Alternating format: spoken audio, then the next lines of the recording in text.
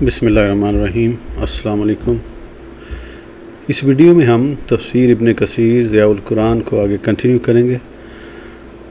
اس سے پہلے اگر آپ نے سبسکرائب نہیں کیا تو سبسکرائب کر لیں اور بیل آئیکن پریس کر دیں۔ تو شروع کرتے ہیں۔ سورہ بقرہ آیت نمبر 42 اور 43 یعنی 42-43۔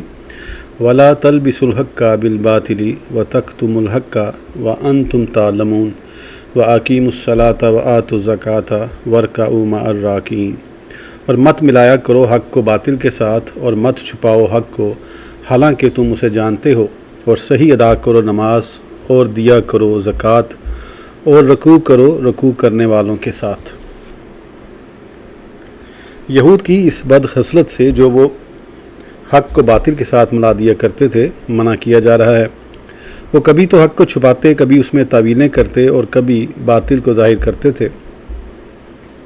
اس لیے حضرت ضحاک نے ابن عباس رضی اللہ عنہما سے اس آیت کا یہ مفہوم نقل کیا ہے کہ حق کو باطل کے ساتھ گڑبڑ نہ کرو اور امت محمدیہ علی صاحبہ الف صلاۃ و تسلیمات کے افراد سے خیر خواہی کرو۔ سعید بن جبیر اور ربیع بن انس سے یہی مروی ہے۔ حضرت قتادہ کا قول ہے کہ یہودیت اور نصرانیت کو اسلام کے ساتھ نہ ملاؤ، حالانکہ تمہیں یہ بات اچھی طرح معلوم ہے کہ اسلام بلا شبہ اللہ کا دین ہے۔ یہودیت اور عیسائیت دین اللہ نہیں بلکہ بدعت ہیں۔ حضرت حسن بصری سے بھی اسی طرح مروی ہے۔ حضرت محمد بن اسحاق رحمۃ اللہ علیہ نے ابن عباس رضی اللہ عنہما سے نقل کیا ہے، میرے رسول صلی اللہ علیہ وسلم اور آپ کی کتاب کے متعلق جو معلومات تمہارے پاس ہیں کو چھپانے کی کوشش نہ کرو، حالانکہ تمہاری کتابوں کے صفحات ان کے ذکر سے مزین ہیں۔ حضرت ابو عالیہ سے ایک یہ روایت بھی منقول ہے، مجاہد، قتادہ، صدی اور ربیع بن انس کے نزدیک اس سے مراد سرکار رسالت مآب صلی اللہ علیہ وسلم کی ذات مبارکہ ہے۔ صیغہ تکتمو مجزوم بھی ہو سکتا ہے یا مجزوم بھی ہو سکتا ہے اور منصوب بھی، یعنی تم ان دونوں اشیاء حق و باطل کی آزمائش نہ کرو۔ اسی طرح اہل عرب کا ایک محاورہ ہے، لا تاکل السمک وتشرب اللبن، مچھلی اور دودھ کو جمع نہ کرو۔ زمخشری نے لکھا ہے کہ حضرت ابن مسعود رضی اللہ عنہ کے نسخے میں تکتم الحق کو حال قرار دیا ہے، وانتم تعلمون بھی حال ہے۔ اس کا معنی یہ ہوگا کہ حق کو جانتے ہوئے ایسی حرکت نہ کرو، یا یہ معنی بھی ہو سکتا ہے کہ جو باطل کو حق کے ساتھ خلط ملط کرنے کے راستے پر چل پڑے ہو، تمہیں علم ہے کہ یہ چیز لوگوں کو گمراہ کر دے گی اور نتیجتاً وہ عذاب جہنم کے مستحق قرار پائیں گے۔ بیان کا معنی واضح کرنا اور اس کے برعکس کتمان یعنی پوشیدہ رکھنا اور حق کو باطل کے ساتھ ملا دینا ہے۔ وَأَقِیمُوا الصَّلَاةَ، مقاتل کہتے ہیں کہ اہل کتاب کو یہ حکم دیا جا رہا ہے کہ حضور صلی اللہ علیہ وسلم کے ساتھ مل کر نماز ادا کرو اور آپ صلی اللہ علیہ وسلم کو اپنے اموال کی زکوٰۃ ادا کرو اور امت محمدیہ کے ساتھ رکوع و سجود میں شامل رہا کرو اور انہی سے ہو جاؤ۔ حضرت علی بن طلحہ نے ابن عباس رضی اللہ عنہما سے روایت کیا ہے کہ لفظ زکوٰۃ سے مراد یہاں طاعت الہی اور اخلاص ہے۔ حضرت وکیع نے حضرت ابن عباس رضی اللہ عنہما سے روایت کیا ہے کہ جو چیز نصاب کی مقدار کو پہنچ جائے اس کی زکوٰۃ ادا کرو، یعنی 200 درہم یا اس سے زیادہ۔ حضرت حسن کا قول ہے کہ زکوٰۃ اور نماز فرض ہیں، ان کے بغیر اعمال بیکار ہیں۔ ابن ابی حاتم نے حارث العقلی سے روایت کیا ہے کہ زکوٰۃ سے مراد یہاں صدقہ فطر یعنی فطرانہ ہے۔ وارکعوا مع الراکعین، مراد یہ کہ حسن عمل میں مومنین کے ساتھ شریک ہو جاؤ، بالخصوص ان میں اکمل چیز یعنی نماز میں۔ اس آیت سے بہت سے علماء نے نماز باجماعت ادا کرنے کے وجوب پر استدلال کیا ہے۔ کتاب الاحکام الکبیر میں اس کا تفصیلی بیان ہے۔ قرطبی نے مسائل جماعت اور امامت کو تفصیل سے بیان فرمایا ہے۔ سورہ بقرہ آیت نمبر 44 یعنی 44۔ آتامرون الناس بالبر وتنسون انفسکم وانتم تتلون الکتاب افلا تعقلون، کیا تم حکم کرتے ہو دوسرے لوگوں کو نیکی کا اور بھلا دیتے ہو اپنے آپ کو حالانکہ تم پڑھتے ہو کتاب، کیا تم اتنا بھی نہیں سمجھتے؟ اللہ تعالیٰ ارشاد فرماتے ہیں، اے گروہ اہل کتاب، تمہارے لیے یہ کس طرح زیبا ہے کہ تم لوگوں کو تو نیکی کا حکم کرو اور اپنے آپ کو بھلا دو۔ تم لوگوں کو تو ہر فرمان الہی کی تعمیل کا حکم دیتے ہو لیکن خود انہیں پس پشت ڈال دیتے ہو، حالانکہ تم تورات کی تلاوت کرتے ہو اور تمہیں یہ بات اچھی طرح معلوم ہے کہ کہ اوامر الہیہ میں کوتاہی کا انجام کیا ہے۔ کیا تم اتنا بھی نہیں سمجھتے کہ تم اپنے ساتھ کیا زیادتی کر رہے ہو؟ خواب غفلت سے بیدار ہو جاؤ اور اپنی آنکھوں سے جہالت کی پٹی اتار دو۔ حضرت قتادہ کا قول ہے کہ بنو اسرائیل لوگوں کو تو اطاعت الہی، تقوی اور نیکی کی تلقین کرتے، لیکن خود اس کے خلاف پر عمل پیرا تھے۔ چنانچہ اللہ تبارک و تعالیٰ نے یہاں انہیں ان کی اس دوغلی پالیسی پر آر دلائی ہے۔ ابن جریر کا قول ہے کہ اہل کتاب اور منافقین لوگوں کو تو نماز اور روزے کا حکم دیتے، لیکن خود اپنی یہ حالت تھی کہ ان احکام سے اغماس برتتے تھے۔ اللہ نے قول و فعل میں ان کے تضاد کی طرف اشارہ کرتے ہوئے انہیں اس آیت میں شرم دلائی ہے۔ بس جو شخص بھلائی کا حکم دیتا ہے اسے خود بھی اس پر سختی سے عمل پیرا ہونا چاہیے۔ محمد بن اسحاق نے ابن عباس رضی اللہ عنہما سے روایت کیا ہے، یعنی لوگوں کو تو تعلیمات نبوت اور تورات کے سبب کفر سے روکتے ہو، اور اس میں میرے رسول کی بیان کردہ علامات کا صریح انکار کر دیتے ہو، میرے ساتھ کیے گئے وعدے کی خلاف ورزی کر رہے ہو اور باوجود یقین ہو جانے کے اسے تسلیم نہیں کرتے۔ حضرت ضحاک کی روایت میں ہے کہ تم لوگوں کو تو دین محمدی میں شامل ہونے، اس کے احکام پر عمل کرنے کا حکم دیتے ہو اور اپنے آپ کو بھول جاتے ہو۔ ابن جریر نے حضرت ابو قلابہ سے نقل کیا ہے کہ حضرت ابو درداء رضی اللہ عنہ نے فرمایا کہ انسان اس وقت تک پورا سمجھدار نہیں بن سکتا جب تک لوگوں کو خدا تعالیٰ کے احکام کی خلاف ورزی کرتے دیکھ کر ان سے نفرت نہ کرے، حتیٰ کہ اپنے نفس کا اس سے بھی زیادہ دشمن ہو۔ عبد الرحمن بن زید بن اسلم کا قول ہے کہ ان یہودیوں کے پاس جب کوئی آدمی آتا اور ایسی چیز کے بارے میں دریافت کرتا جس میں حق اور رشوت نہ ہوتی تو اسے حق بتا دیتے۔ مقصود صرف یہ ہے کہ اللہ تعالیٰ نے ان کے اس فعل شنی کی مذمت فرمائی ہے اور ان کی غلطی پر انہیں متنبہ فرمایا ہے، کیونکہ وہ بھلائی کا حکم تو دیتے تھے لیکن اس پر عمل پیرا نہ تھے۔ واضح رہے کہ نیکی کی تبلیغ پر ان کی مذمت نہیں کی گئی، بلکہ خود عمل نہ کرنے پر انہیں زجر و توبیخ کی جا رہی ہے، کیونکہ نیکی کا حکم دینا بھی نیکی ہے اور عمل بالمعروف ہر عالم پر واجب ہے، لیکن ایک عالم دین کے لیے اولا بلکہ واجب ہے کہ وہ اس کا حکم دینے کے ساتھ ساتھ خود بھی اس کو بجا لائے اور کوتاہی نہ کرے، جس طرح حضرت شعیب علیہ السلام نے ارشاد فرمایا وما اريد ان اخالفكم الى ما انهاكم عنه ان اريد الا الاصلاح ما استطعت وما توفیقی الا باللہ علیہ توکلت والیہ انیب۔ سورہ ہود۔ میں بھی نہیں چاہتا کہ خود تمہارے خلاف کرنے لگوں اس امر میں جس سے میں تمہیں روکتا ہوں، نیز میں نہیں چاہتا ہوں مگر تمہاری اصلاح اور درستی جہاں تک میرا بس ہے، اور نہیں میرا راہ پانا مگر اللہ تعالیٰ کی امداد سے۔ اسی پر میں نے بھروسہ کیا ہے اور اسی کی طرف رجوع کرتا ہوں۔ چنانچہ امر بالمعروف اور خود اس پر عمل کرنا واجب ہے۔ علماء سلف دخلف کے اصح قول کے مطابق ایک کے ترک کرنے سے دوسرا ساکت نہیں ہوتا۔ بعض علماء کا قول ہے کہ خود معاصی کا ارتکاب کرنے والے کو دوسروں کو ان سے منع نہیں کرنا چاہیے، لیکن یہ قول ضعیف ہے اور اس سے بھی کمزور دلیل اس آیت سے استدلال کرنا ہے۔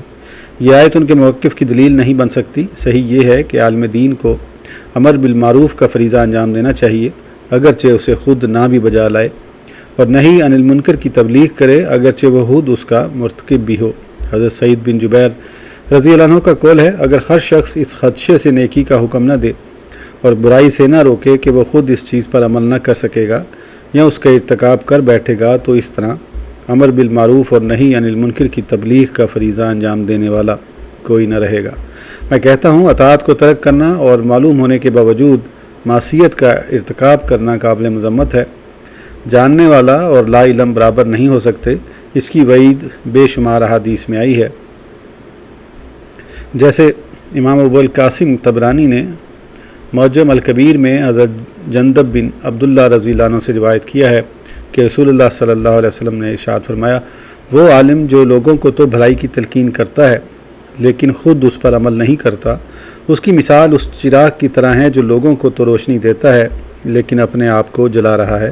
اس سند سے یہ حدیث غریب ہے۔ ایک دوسری حدیث حضرت امام احمد بن حنبل نے اپنی مسند میں حضرت انس بن مالک رضی اللہ عنہ سے روایت کیا ہے کہ رسول اللہ صلی اللہ علیہ وسلم نے ارشاد فرمایا معراج کی رات میرا گزر ایسی قوم پر ہوا جن کے ہونٹ آگ کی کینچیوں سے کاٹے جا رہے تھے۔ میں نے پوچھا یہ کون لوگ ہیں؟ تو بتایا گیا یہ آپ صلی اللہ علیہ وسلم کی امت میں سے دنیا کے خطیب ہیں جو لوگوں کو تو نیکی کا حکم دیا کرتے تھے لیکن اپنے آپ کو بھلائے رکھتے، حالانکہ وہ کتاب کی تلاوت بھی کرتے۔ وہ کیوں نہیں سمجھتے؟ عبد بن حمید نے اپنی مسند میں، ابن مردویہ نے اپنی تفسیر میں، ابن حبان نے اپنی صحیح میں اور ابن ابی حاتم نے بھی اس حدیث کو روایت کیا ہے۔ تیسری حدیث، حضرت امام احمد نے حضرت ابو وائل رضی اللہ عنہ سے روایت کیا ہے کہ میں حضرت اسامہ کے پیچھے سواری پر تھا، آپ سے عرض کی گئی آپ حضرت عثمان سے بات کیوں نہیں کرتے؟ تو انہوں نے فرمایا تم دیکھ رہے ہو میں ان سے بات نہیں کرتا، میں تمہیں آگاہ کرتا ہوں کہ میں علیحدگی میں ان سے بات کروں گا، لیکن میں ایک معاملے کو کھولنا نہیں چاہتا۔ باخدا میں کسی شخص کو یہ نہیں کہوں گا کہ تو لوگوں سے بہتر ہے، اگرچہ وہ میرا امیر ہی کیوں نہ ہو۔ اس کے بعد کہ میں نے رسول اکرم صلی اللہ علیہ وسلم کو یہ ارشاد فرماتے سنا ہے، عرض کی گئی آپ نے کیا سنا ہے؟ آپ نے فرمایا میں نے رسول اللہ صلی اللہ علیہ وسلم کو یہ ارشاد فرماتے سنا، ایک آدمی کو قیامت کے دن لایا جائے گا اور آگ میں ڈال دیا جائے گا، اس کی آنتیں باہر ابل پڑیں گی، وہ آگ میں ان کے گرد اس طرح چکر لگائے گا جیسے گدھا اپنی چکی کے گرد گھومتا ہے، دوست کی اس کے پاس سے گزریں گے اور پکار کر کہیں گے فلاں تمہیں کیا ہوا؟ تم تو ہمیں نیکی کا حکم دیتے تھے اور برائی سے روکتے تھے۔ وہ جواب دے گا میں تمہیں کہتا تھا لیکن خود نہیں کرتا تھا، تمہیں تو روکتا تھا لیکن خود اس کا ارتکاب کرتا تھا۔ بخاری و مسلم نے بھی حدیث سلیمان بن مہران میں اسی طرح روایت فرمایا ہے۔ حضرت امام احمد رحمۃ اللہ علیہ نے حضرت انس رضی اللہ عنہ سے روایت فرمایا ہے کہ رسول اللہ صلی اللہ علیہ وسلم نے ارشاد فرمایا اللہ تعالیٰ قیامت کے دن ان پڑھ لوگوں سے اتنا درگزر کرے گا کہ اس قدر علماء سے نہیں کرے گا۔ بعض آثار میں ہے کہ جاہل کے 70 گناہ معاف کر دیے جائیں گے جبکہ عالم کا 1 گناہ معاف ہوگا۔ جاہل اور عالم یکساں نہیں ہو سکتے۔ ارشاد باری تعالیٰ ہے قُلْ هَلْ يَسْتَوِي الَّذِينَ يَعْلَمُونَ وَالَّذِينَ لَا يَعْلَمُونَ إِنَّمَا يَتَذَكَّرُ أُولُو الْأَلْبَابِ سورہ الزمر۔ آپ پوچھئے کیا کبھی برابر ہو سکتے ہیں علم والے اور جاہل؟ البتہ صرف عقل مند ہی نصیحت قبول کرتے ہیں۔ ابن عساکر نے ولید بن عقبہ کے حالات میں ذکر کیا ہے کہ نبی کریم صلی اللہ علیہ وسلم نے ارشاد فرمایا جنتی لوگ دوزخیوں کی طرف جھانک کر پوچھیں گے تم آگ میں کیسے داخل ہوئے؟ باخدا ہم تو تم سے سیکھ کر جنت میں داخل ہوئے۔ وہ کہیں گے ہم جو کہتے تھے وہ کرتے نہ تھے۔ ابن جریر طبری نے بھی اسے ولید بن عقبہ سے روایت کیا ہے۔ ضحاک فرماتے ہیں کہ ایک آدمی آیا اور عرض کی اے ابن عباس میں امر بالمعروف اور نہی عن المنکر کا فریضہ ادا کرنا چاہتا ہوں۔ آپ نے فرمایا کیا اس مقام تک پہنچ گئے ہو؟ اس نے کہا میرا تو یہی خیال ہے۔ فرمایا اگر تمہیں ان 3 آیات سے فضیحت کا ڈر نہیں تو بے دھڑک ایسا کرو۔ اس نے دریافت کیا وہ کون سی 3 آیات ہیں؟ آپ نے فرمایا ایک تو آتامرون الناس بالبر وتنسون انفسکم سورہ بقرہ، کیا تم حکم کرتے ہو دوسرے لوگوں کو نیکی کا اور بھلا دیتے ہو اپنے آپ کو؟ کیا تم نے اسے پختہ کر لیا ہے؟ وہ کہنے لگا نہیں۔ آپ نے فرمایا دوسری آیت لیما تاکلون ما لا تفعلون سے لے کر ما لا تفعلون سورہ صف، تم ایسی بات کیوں کہتے ہو جو کرتے نہیں ہو؟ کیا تم اس پر مضبوطی سے عمل پیرا ہو؟ اس نے عرض کیا نہیں۔ فرمایا تیسری آیت حضرت شعیب علیہ السلام کا یہ قول ہے وما اريد ان اخالفکم الی ما انہکم عنہ ان اريد الا الاصلاح سورہ ہود، کیا تم اس آیت سے بے خوف ہو؟ وہ کہنے لگا نہیں۔ آپ رضی اللہ عنہ نے فرمایا تو پھر پہلے اپنے نفس سے شروع کرو۔ ابن مردویہ نے اسے اپنی تفسیر میں بیان کیا ہے۔ طبرانی نے حضرت ابن عمر رضی اللہ عنہ سے روایت کیا ہے کہ رسول اکرم صلی اللہ علیہ وسلم نے ارشاد فرمایا جس نے لوگوں کو کسی بات یا عمل کی طرف بلایا اور خود وہ کام نہ کیا تو وہ اللہ تعالیٰ کے غیظ و غضب میں رہتا ہے یہاں تک کہ وہ خود اس سے رک جائے یا وہ عمل کرنے لگے جس کی طرف اس نے لوگوں کو بلایا تھا۔ اس کی اسناد میں ضعف ہے۔ ابراہیم نخعی کا قول ہے کہ ان 3 آیات کی وجہ سے میں ان 3 آیات کی وجہ سے قصہ گوئی کو پسند نہیں کرتا۔ اس سے مراد وہی 3 آیات ہیں جن کا ذکر حضرت ابن عباس والی روایت میں ہو چکا ہے۔ سورہ بقرہ آیت نمبر 45 اور 46، 45 اور 46 وَاسْتَعِینُوا بِالصَّبْرِ وَالصَّلَاةِ وَإِنَّهَا لَكَبِیرَةٌ إِلَّا عَلَى الْخَاشِعِینَ الَّذِینَ یَظُنُّونَ أَنَّهُم مُّلَاقُو رَبِّهِمْ وَأَنَّهُمْ إِلَیْهِ رَاجِعُونَ اور مدد لو صبر اور نماز سے، اور بے شک نماز ضرور بھاری ہے مگر عاجزی کرنے والوں پر بھاری نہیں، جو یقین کرتے ہیں کہ وہ ملاقات کرنے والے ہیں اپنے رب سے اور وہ اسی کی طرف لوٹنے والے ہیں۔ اب اس کی تفسیر۔ اللہ تعالیٰ اپنے بندوں کو جو دنیا و آخرت کی بھلائی چاہتے ہیں صبر اور نماز سے مدد حاصل کریں۔ مقاتل بن حیان اس آیت کی تفسیر میں لکھتے ہیں، فرائض و نماز پر صبر کے ساتھ آخرت کو طلب کرنے کے لیے مدد حاصل کرو۔ مجاہد کا قول ہے کہ صبر سے مراد روزے ہیں۔ قرطبی وغیرہ کا قول ہے ماہ رمضان کو اسی وجہ سے ماہ صبر کہتے ہیں جیسا کہ حدیث شریف میں آیا ہے۔ سفیان ثوری نے بنی سلیم کے ایک آدمی کے حوالے سے نبی کریم صلی اللہ علیہ وسلم سے روایت کیا ہے، روزہ نصف صبر ہے۔ کہتے ہیں کہ صبر سے مراد گناہوں اور معاصی سے رکنا ہے، اسی لیے اسے ادائیگی عبادات کے ساتھ ملا کر ذکر کیا گیا ہے۔ عبادت کی اعلیٰ ترین قسم نماز ہے۔ ابن ابی حاتم کا قول ہے کہ حضرت عمر رضی اللہ عنہ نے ارشاد فرمایا، صبر دو طرح کے ہیں، بوقت مصیبت صبر کرنا مستحسن ہے، لیکن اس سے بھی بہتر اللہ کے محارم سے صبر کرنا ہے۔ حضرت حسن بصری سے بھی ایک روایت یہی ہے۔ حضرت سعید بن جبیر سے مروی ہے کہ صبر سے مراد انسان کا ہر چیز کو اللہ کی طرف سے سمجھنا اور اجر و ثواب کی امید رکھنا ہے۔ بعض اوقات آدمی جزا فضا کرتا ہے، اسے صبر کا دامن ہاتھ سے نہیں چھوڑنا چاہیے۔ حضرت ابو العالیہ کا قول ہے کہ صبر سے مراد اللہ کی رضا ہے، بلا شبہ یہی اطاعت الہی ہے اور نماز ثابت قدمی کے لیے سب سے زیادہ معاون ہے، جیسے اللہ تعالیٰ کا ارشاد ہے، اتلو ما اوحی الیک من الکتاب واقم الصلاۃ ان الصلاۃ تنہی عن الفحشاء والمنکر ولذکر اللہ، سورہ عنکبوت۔ آپ تلاوت کیجئے اس کتاب کی جو وحی کی گئی آپ کی طرف، اور نماز صحیح ادا کیجئے، بے شک نماز منع کرتی ہے بے حیائی اور گناہ سے، اور واقعی اللہ تعالیٰ کا ذکر بہت بڑا ہے۔ حضرت امام احمد نے حضرت حذیفہ بن یمان رضی اللہ عنہ سے روایت کیا ہے، جب رسول کریم صلی اللہ علیہ وسلم پر کوئی مشکل وقت آتا تو آپ نماز پڑھتے تھے۔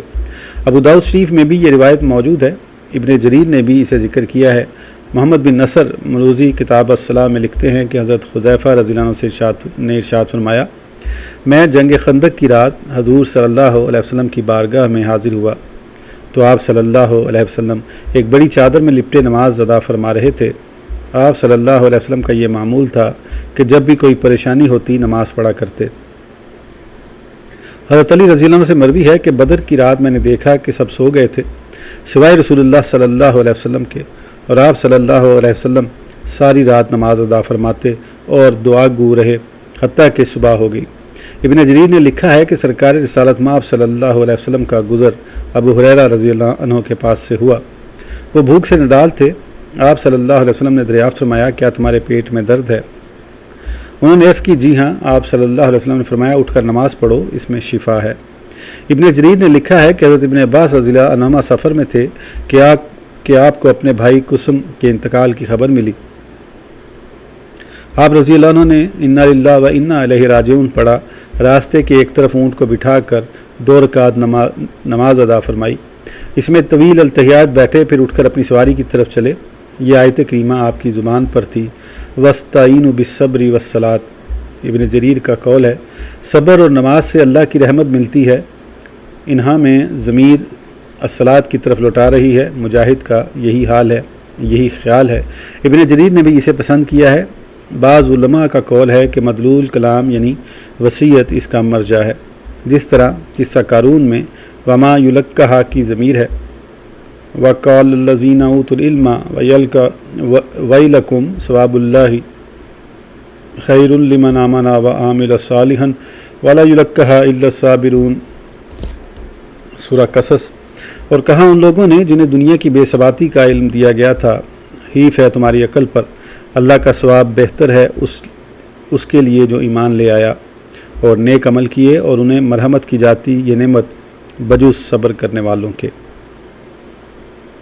اور آئندہ آنے والی آیت میں ولا یلقاھا کی ضمیر ولا تستوی الحسنۃ ولا السیئۃ ادفع باللتی ہی احسن فاذا الذی بینک وبینہ عداوۃ کأنہ ولی حمیم وما یلقاھا الا الذین صبروا وما یلقاھا الا ذو حظ عظیم، سورہ حامیم السجدہ۔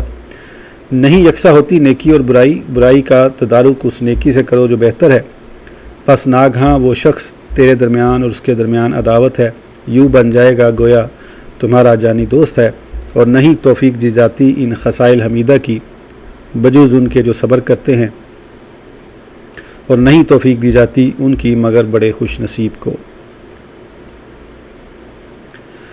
بہرحال دونوں صورتوں میں معنی یہ ہوگا کہ بے شک نماز بھاری مشقت ہے مگر عاجزی کرنے والوں پر بھاری نہیں۔ حضرت ابن عباس نے خاشعین کا معنی اللہ کی کتاب کی تصدیق کرنے والے کیا ہے۔ حضرت مجاہد کے نزدیک سچے مومن، ابو العالیہ کے نزدیک خائفین یعنی ڈرنے والے، مقاتل بن حیان کے نزدیک متواضع ہے۔ ضحاک نے اس آیت کا معنی کرتے ہوئے لکھا ہے کہ بے شک یہ نماز بھاری ہے مگر اس کی اطاعت میں سر جھکانے والوں، اس کی سطوت سے ڈرنے والوں اور اس کے وعدہ وعید کو سچا سمجھنے والوں کے لیے۔ اسی کے مشابہ ایک حدیث شریف میں ہے، تو نے بہت بڑی چیز کا سوال کیا لیکن جس پر خدا کی مہربانی ہو اس کے لیے آسان ہے۔ ابن جریر نے اس آیت کا یوں ترجمہ کیا ہے، اے اہل کتاب کے علماء، اپنے آپ کو اللہ کی اطاعت اور فواحش و منکرات سے روکنے والی اور رضا الہی کے قریب کرنے والی نماز کی عادت اختیار کرو۔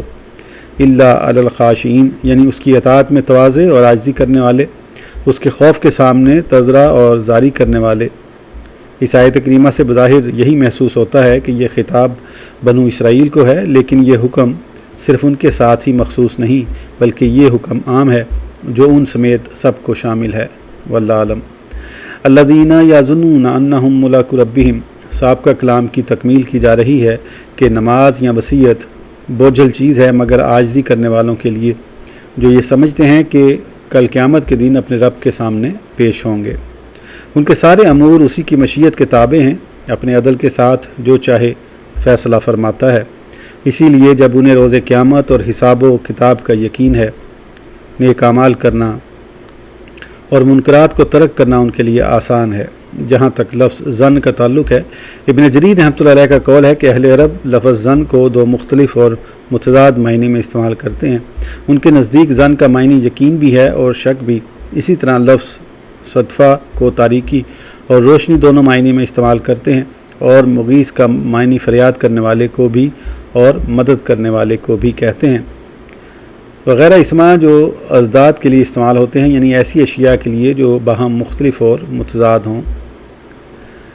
درید بن السما کہتا ہے، یعنی تم یقین رکھو کہ 2000 مسلح فوج تمہاری مدد کو آ رہے ہیں۔ عمیر بن طارق کہتا ہے، یعنی وَأَجْعَلُوا مِنَ الْيَقِينِ غَيْبًا مُرَجَّمًا، لکھتے ہیں اہل عرب کے کلام اور اشعار کی مثالوں سے یہ محسوس ہوتا ہے کہ ظن کا لفظ بقصد یقین کے معنی میں آتا ہے۔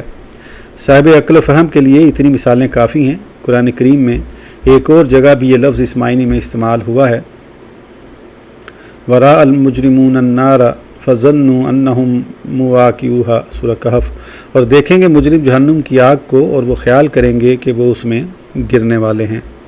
حضرت مجاہد کا قول ہے کہ ظن کا لفظ قرآن کریم میں ہر جگہ علم اور یقین کے معنی میں آیا ہے، خواہ وہ کوئی صیغہ ہو اور اس کی سند صحیح ہے۔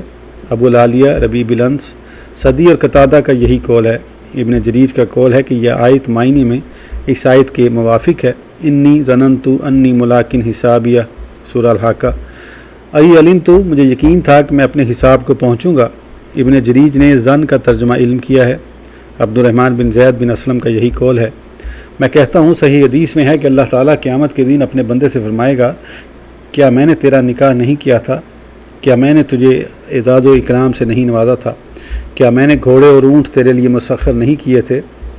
کیا تجھے راحت و آرام اور عیش و عشرت نہیں دیا تھا؟ وہ کہے گا ہاں۔ اللہ تعالیٰ فرمائے گا، کیا تجھے یقین تھا کہ تو ایک دن میرے سامنے ہوگا؟ وہ کہے گا ہاں۔ تو اللہ تعالیٰ فرمائے گا، جس طرح تو نے مجھے بھلا دیا تھا اسی طرح آج میں تجھے بھلا دوں گا۔ یہ حدیث بالتفصیل آیت ناسوا اللہ فناسیہم سورہ توبہ کے تحت ذکر کی جائے گی انشاءاللہ تعالی۔ اس ویڈیو کے لیے اتنا ہی، پھر انشاءاللہ اگلی ویڈیو میں آگے کنٹینیو کریں گے۔ اس وقت تک کے لیے اجازت دیجیے، سبسکرائب کرنا نہ بھولیں۔